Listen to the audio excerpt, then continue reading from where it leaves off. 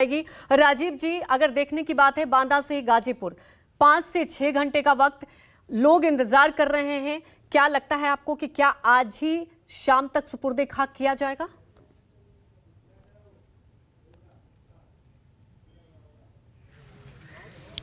नहीं, इस बात की संभावना बहुत कम है कि आज सुपुर्दे खाक किया जाएगा। ज़्यादा उम्मीद इसी की है कि कल ही सुपुर्दे खाक किया जाएगा, क्योंकि वहाँ से अभी बांदा से निकलने में वक्त लगेगा और किसी भी सूरत में 7-8 घंटे से कम यहाँ आने में नहीं लगेगा।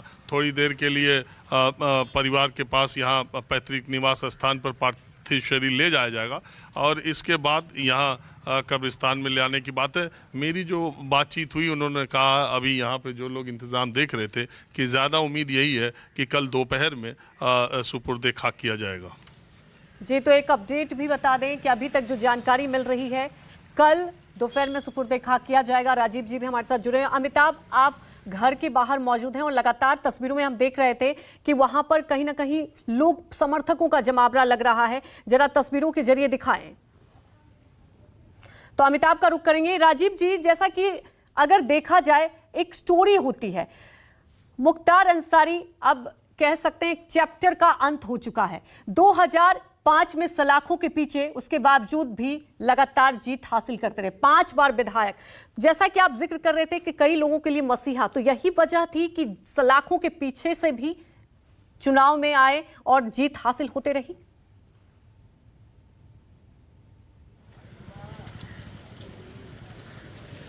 देखिए, आम तौर पर आपके सोच पाने, हमारे सोच पाने से बहुत ज्यादा बड़ा नेटवर्क मुख्तार अंसारी का था, जितना आप सोच सकते हैं उससे ज्यादा। 4 से 5 जिलों में आप ये समझिए कि 2009 के लोकसभा चुनाव में जब बीएसपी की सरकार थी और मायावती मुख्यमंत्री थी, 2009 के लोकसभा चुनाव में मुख्तार अंसारी जेल में रहते हुए घोसी लोकसभा चुनाव लड़ना चाहते, लेकिन चूंकि दारा सिंह चौहान को मायावती ने अपना वचन दे दिया था, टिकट दे दिया था, इसलिए मुख्तार अंसारी को बनारस से चुनाव लड़ाने का फैसला किया।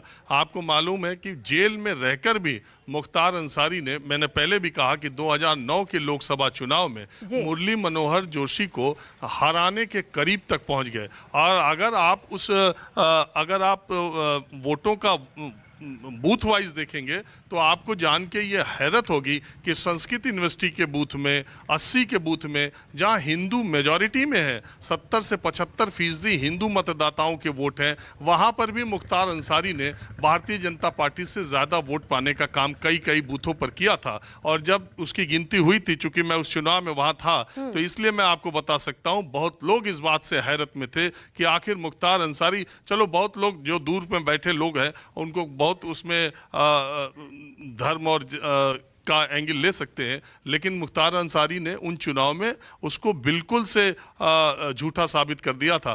तो अगर 100 किलोमीटर दूर की लोकसभा सीट पर मुख्तार अंसारी को इतना जनाधार मिला, तो इसका मतलब जेल में रहकर भी जो उनका पूरा नेटवर्क था वो पूरी तरह से काम कर रहा था। अभी जहां मैं खड़ा हूं, ये इस सीट पर भी 2 बार को छोड़ दें तो पूरा का पूरा पिछले 1985 में जब अफजाल अंसारी इस सीट पर चुनाव लड़े, तो 15 और 24 करीब 40 सालों में 2 बार को छोड़ के हर बार मुख्तार अंसारी के परिवार ने ही ये सीट जीती। तो ये तो एक जनाधार, मैंने आपको पहले बताया। आप यहाँ, मैं आपको दिखाता हूँ, यहाँ कब्रिस्तान के बाहर जिस तरीके के लोग हैं, आप इनके चेहरों को देखिए, ये वो लोग हैं जिनकी मैं चर्चा कर रहा हूँ। और अगर इनके पास, ज़्यादातर के पास अपनी अपनी एक किस्से और कहानियाँ हैं। जब मुख्तार अंसारी ने, मैं भी मेरी एक बार गाड़ी खराब हो गई थी, तो मैं आपको एक किस्सा सुनाई देता हूँ। रसड़ा में एक टायर बनाने वाले और ये मैकेनिक बाइक का वहाँ पर था, तो मैं एक बार चुनाव के सिलसिले में आया था, तो मैंने उसको पूछा था कि यहाँ से कौन जीतेगा। अफजाल अंसारी वहाँ से चुनाव लड़ रहे थे। उसने बताया, चूंकि 786 नंबर की गाड़ियों के काफिले के साथ चलने का शौक मुख्तार अंसारी को था, और पजेरो गाड़ियाँ और तमाम महंगी गाड़ियाँ, उसका नाम लेना नहीं, जो भी आप महंगी समझ लीजिए वो सब बेड़े में शामिल है। तो वो रात को मुख्तार अंसारी का काफिला वहाँ से जा रहा था, जो मेन गाड़ी थी वो उसमें कोई खराबी आ गई, तो उस मैकेनिक ने, जब वो लोग वहाँ नहीं देख पाए, विदेशी गाड़ी थी, तो उस मैकेनिक ने उनसे पूछा कि मैं इसमें कुछ देखूं, और उसने वो गाड़ी स्टार्ट कर दी। तो मुख्तार अंसारी की फैमिली, मुख्तार और अफजाल अंसारी उससे बहुत प्रभावित हुए और उसे अपना नंबर दिया। और बाद में उसने मुझे बताया, अभी है वो वहाँ पर मैकेनिक, उसने मुझे बताया कि कुछ दिनों के बाद उसके ऊपर एक प्रॉब्लम ये आई कि उसने किसी से जिनसे सूद पर पैसा लिया था और उसका ब्याज नहीं दे पा रहा था, तो वो ज़मीन लिखाने के लिए उस पर दबाव डाल रहे थे। मुख्तार अंसारी और अफजाल अंसारी को इस बात की जानकारी उसने फ़ोन पर दी।